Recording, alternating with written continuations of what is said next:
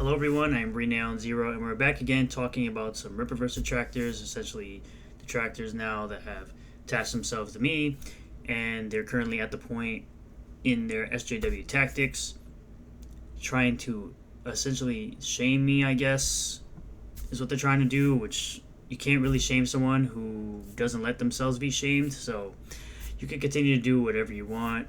You ain't gonna shame me in any way, shape, or form, but first things first, we are not going to interact or communicate or post on any of the people I show you, none of their social media. We're just going to keep all the comments in the comment section down below. We'll have a discussion there.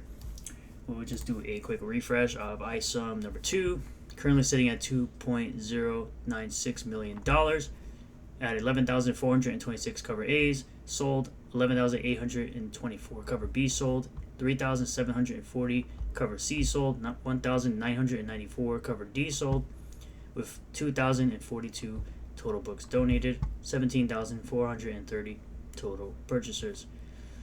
With the campaign ending on August 27th, 2023. But, like I said, we are currently at the... it's not really a defame, it's more like a shaming tactic that they're going about with now.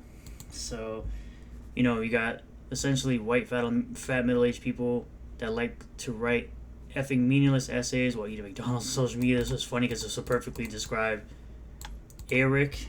That'd be hilarious. You know, got the usually seen as annoying, probably white, egotistical, and idiotic people who get offended by every little thing and just absolutely love things like cancel culture, using it to try and smite anyone that stands in their way.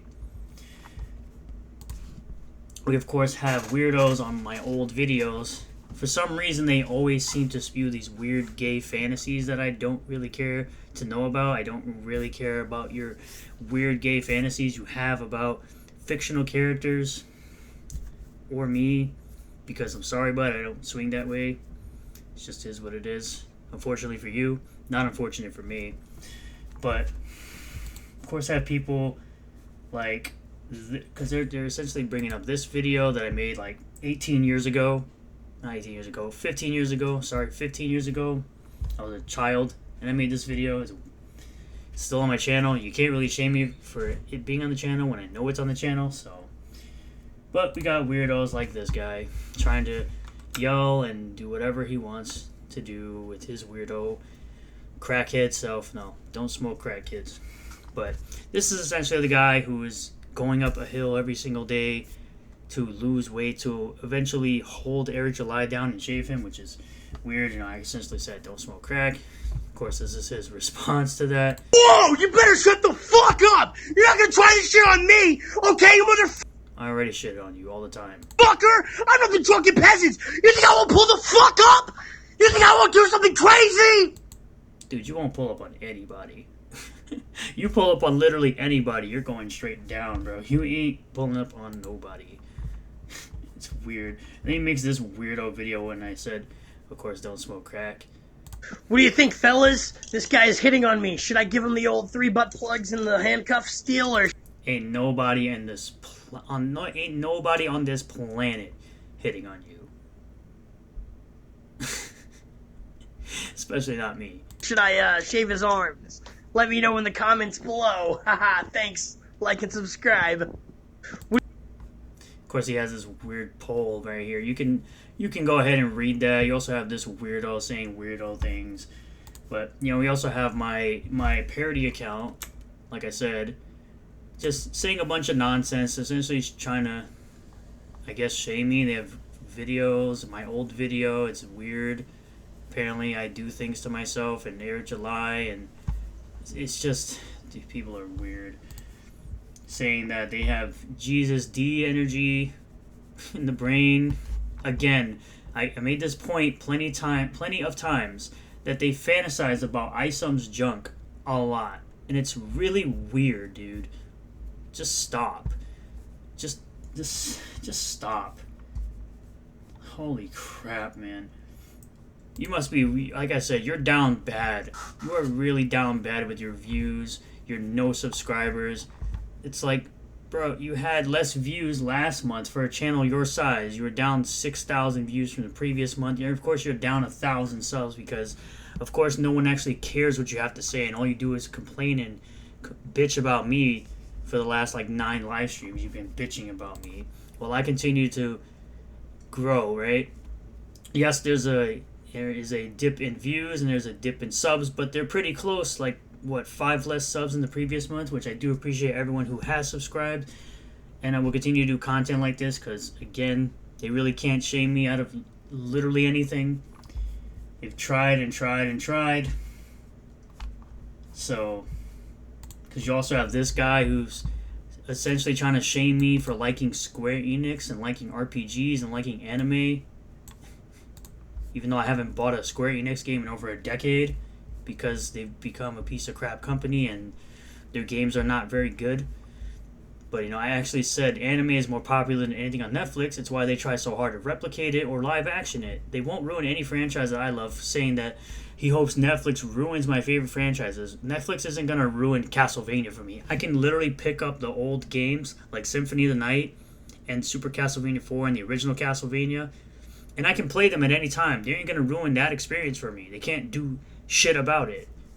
So let them make a Netflix series about Rondo of Blood. It's not going to ruin my experience with Rondo of Blood in any way, shape, or form. So, but now we're going to move on here to Puma Fist, right?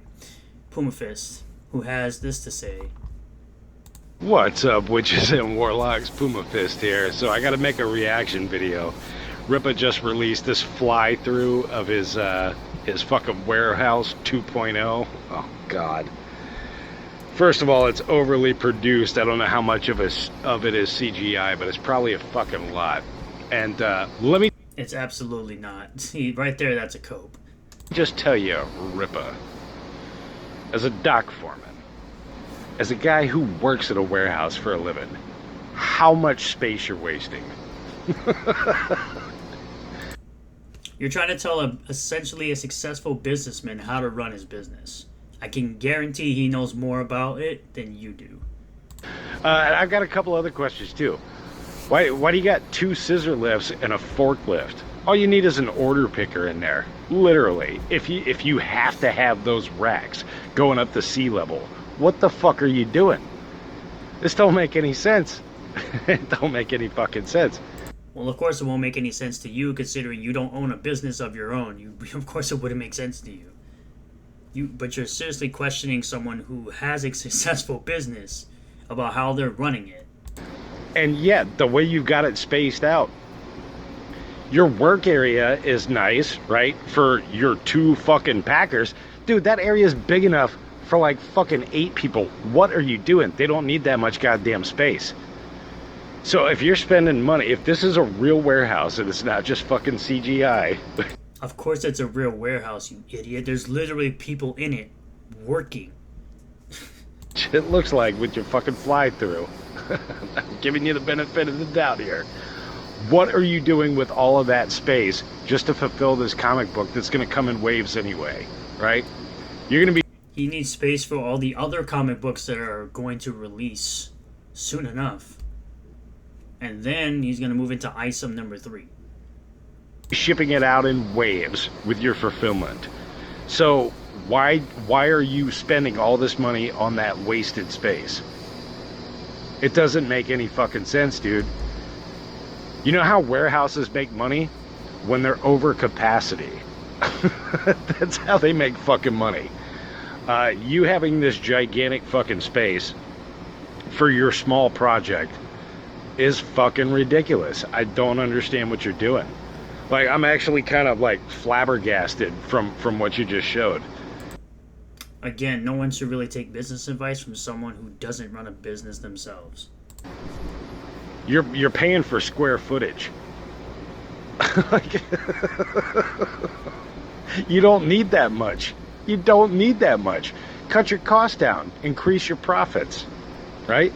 Like I said, the only time warehouses are making money is when they're over capacity. And so, of course, Airrick had a response to this dummy. Let's go ahead and listen to it and laugh.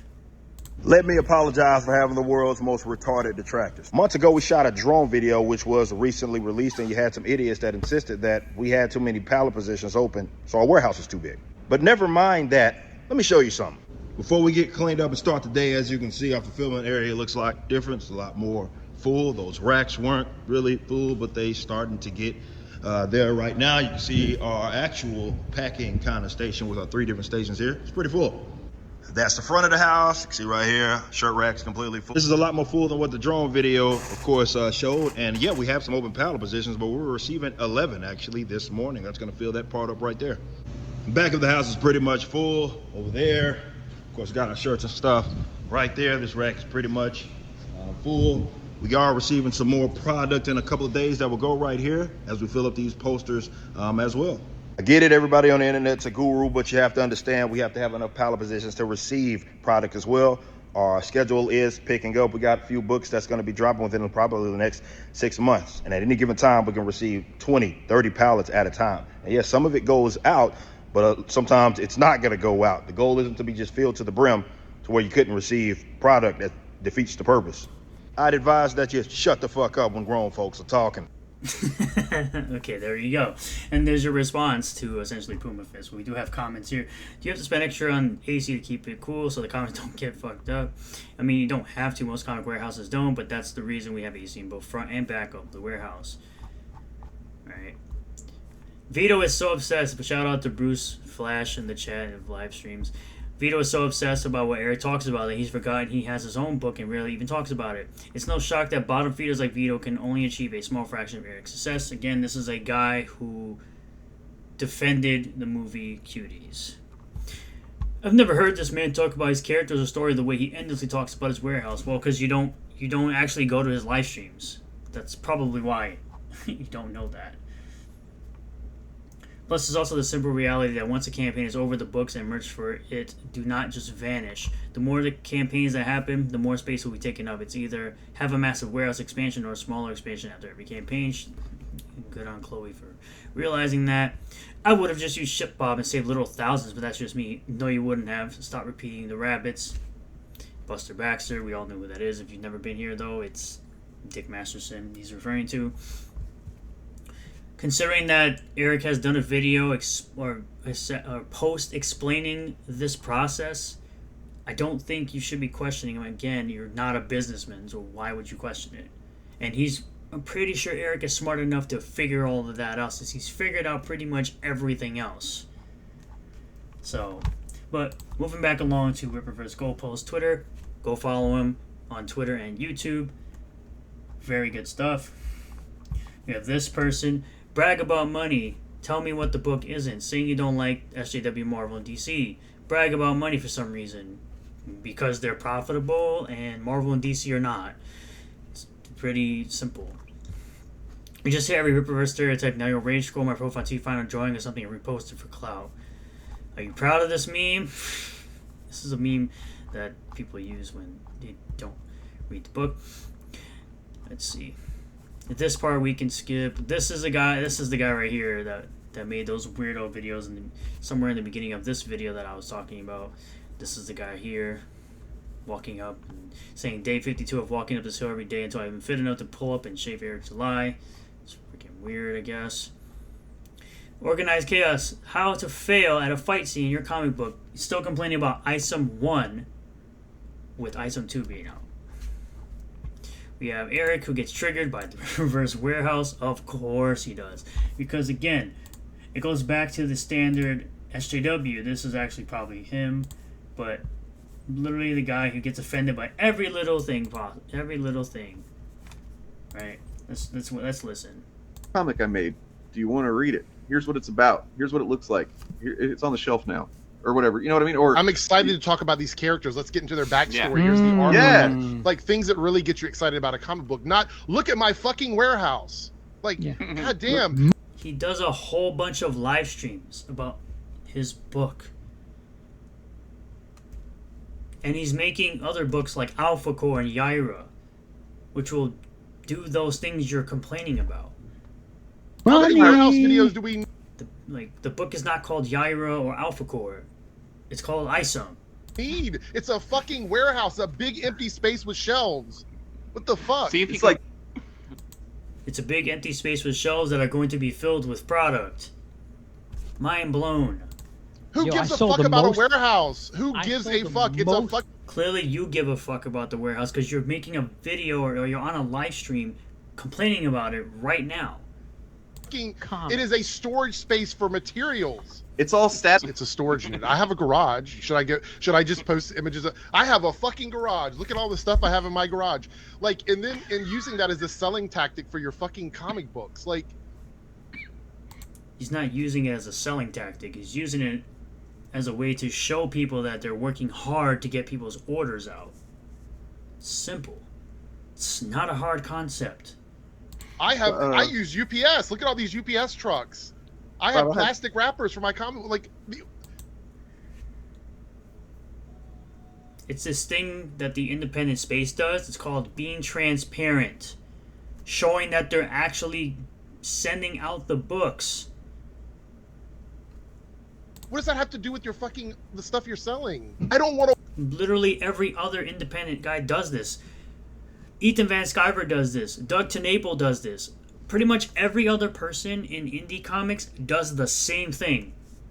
They show them shipping and packing orders. It's not a new thing. Watch somebody walk around a fucking warehouse.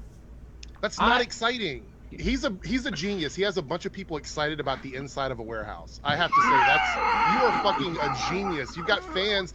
Oh, he's a bigger genius than you because all you do is sit on that trash live stream with a bunch of other stupid people who call Eric July racial slurs and claim that they're allowed to call him racial slurs because supposedly Eric calls other people racial slurs and they think it's okay, or slurs in general, they think it's okay because he does it, which he doesn't, it's okay for them to do it. That are ready to see the inside of your warehouse. Fuck yeah. The inside of a box. Here's a box where I keep my shit at. Look, here's a storage unit with all my snacks in it. Look at all of my snacks in my storage unit. Like, it's so. That just shows you how fat you are, though. Like that's a self-own. That right there, you showing a box with your snacks in it, that is a literal self-own. That is a literal self-own.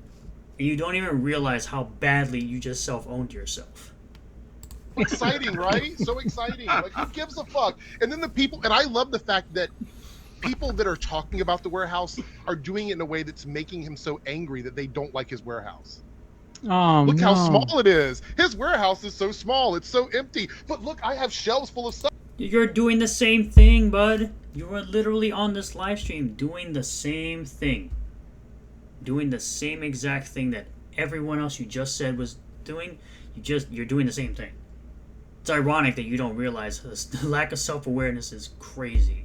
Stuff. It's not full now, but it will be soon. Look. Like, who gives a fuck? It's a fucking warehouse. Do you mean it's of comics? I think you're right because I saw a post from that one account about that where there's like a literal checklist of all the things that probably one or two people have said over the last year.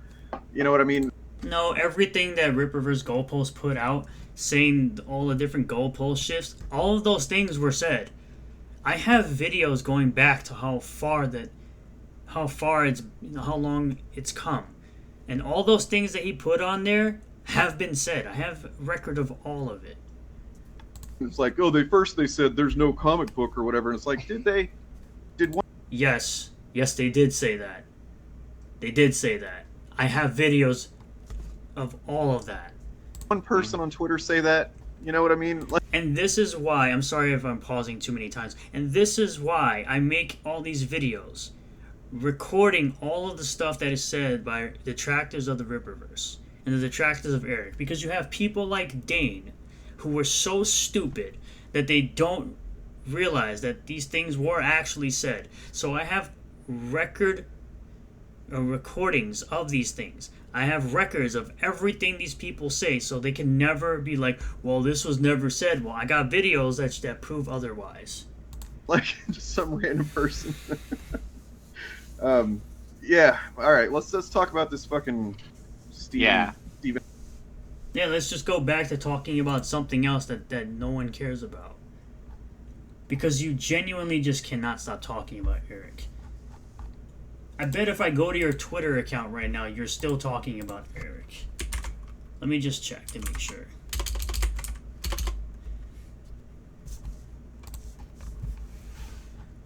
Let's see. You're talking about Rippaverse Goalposts. This is the post that he was referring to, where everything here was said. Every single thing here was said in the past. Every single thing. And you've been talking about Airrick for days now. It's like, I mean, you even have a live stream currently going on. Well, 6 hours ago this was posted, but you have him in the thumbnail. So you care enough to continue to keep talking about him as much as you claim to not care. But as always, these people show their hypocrisy, they show their lack of self-awareness, and they're going to continue to be losers and detractors and haters. They're going to continue to hate Airrick's success because they disagree with things that he says and disagree with the way he runs his business. Thank you all for checking out this video. I really do appreciate all the new subscribers, returning subscribers, new viewers, returning viewers. If you do like this video, hit that like button. Comment below what you feel about all this. Like I said originally, do not interact or comment with anyone I've shown in this video. Keep all your comments in the comment section down below. Subscribe for more content. Hit the bell for notifications. Set the bell to all. That way you get notifications anytime I post a new video. And I will see you all on the next one. Peace.